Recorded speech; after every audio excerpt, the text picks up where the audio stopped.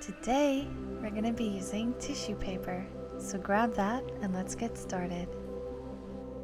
Let's start off with a natural base and applying with a stippling technique using a damp sponge. Next, grab a concealer to brighten the center of your face or any shadows and stipple over with the same sponge. Blend evenly and get ready to mattify. Use a translucent powder to finish the face. Using the same concealer, apply a dab on each eyelid and blend it out. Use your finger or the same sponge.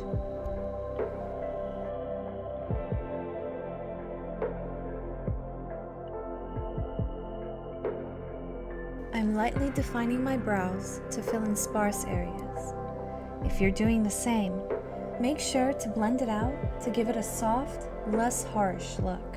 Next, to keep those hairs healthy and in place, I use a nourishing clear brow gel like this one from Milk. Grab your tissue paper and let's cut out some flowers.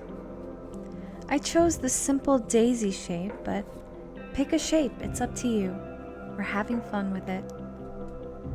I cut out a small handful because I'll be gluing a bunch around my eyes. Pinch them in the center to give the flowers a dimensional look instead of just laying flat. I decided to contour lightly to add some definition, but you can skip this step if you like. As always, blend out. Using the center color on the last row of the Huda Neon Obsessions green palette, I'm starting by lightly building color in the crease. Building color gradually and blending well as you go.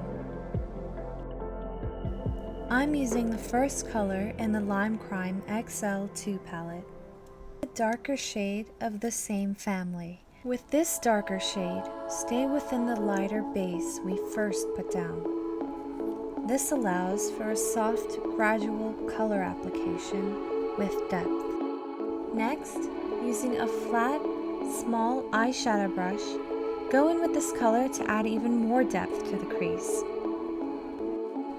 Using this brush with a slightly pointed tip, you can choose to define a shape.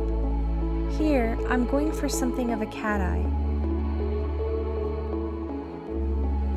Then, I'm blending towards the center of my eyes, away from the line I created. Gradually build color and blend as you go. With this second color in the Natasha Denona Coral palette, I'm deepening the pink color in the midsection of my eyes. I'm blending towards the center of my eyes.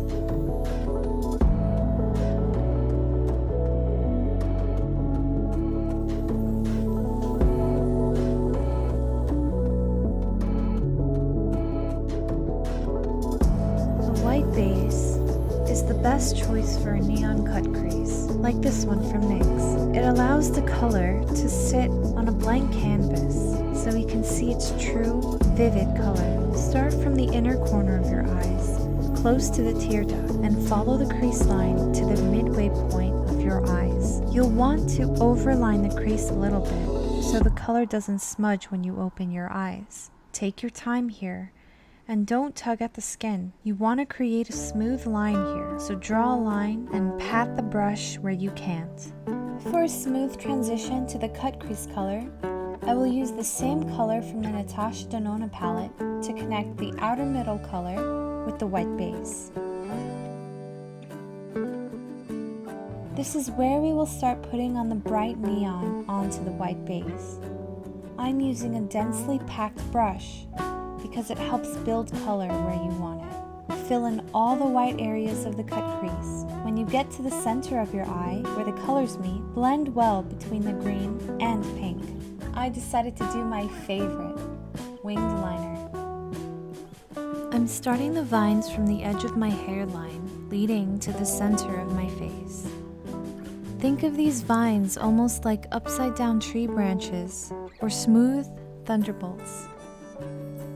Moving down to the sides of my face, still having the vines point towards the center of my face. Keeping this in mind will help the design frame the face. To add a level of realism to the vines, I'm going in with a slightly darker shade of green, a mid-tone green. As with the eyeshadow, I'm building color gradually. Adding shadows give the vines a three-dimensional look on the face. After we've added a good amount of mid-tone green to the vines, we'll next go in with a darker green shade. This will be the last green shade that we apply to the vines. I'm filling in the spaces between the vines with a hair-like pattern to connect with my own hairline. I'm doing this all around the edges of my hairline. I'm using the same dark color to add some shadows to the vines here and there.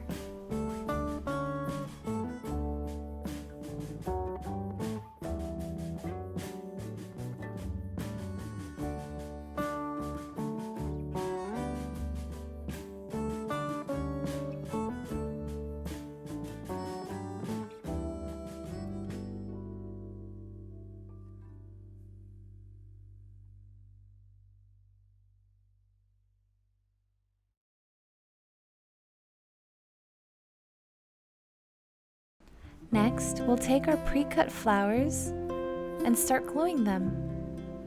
I'm using simple stick glue to glue them to my face.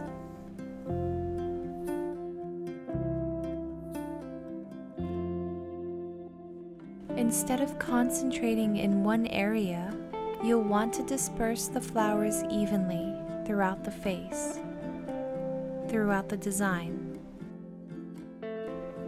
This will end up in an overall balanced design, but it's up to you if you'd like to focus on one area rather than the other.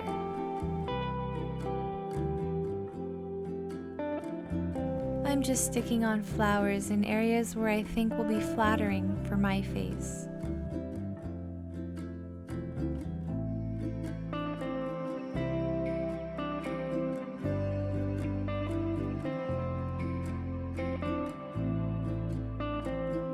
This fairy type look deserves a bit of glitter, don't you think? For an unconventional place to apply glitter, why don't we try our eyebrows? I'm using the Slime Crime Lip Topper.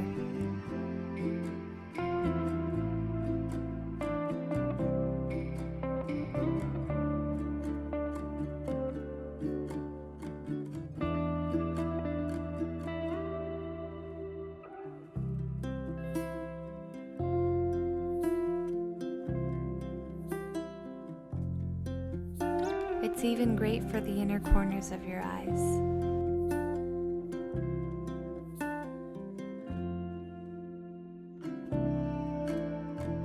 Let's add a bit of blush for a rosy flush. Next, we'll use highlighter to bring out some features, like the nose, the eyes, and the tops of our lips.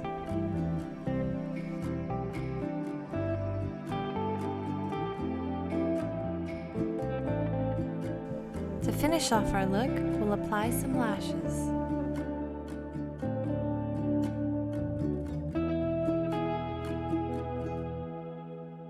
To bring this look from day to night, we'll apply some lipstick in the shade Saint. I'll start by lining the inner portion of my lip, and once I've gotten the shape down,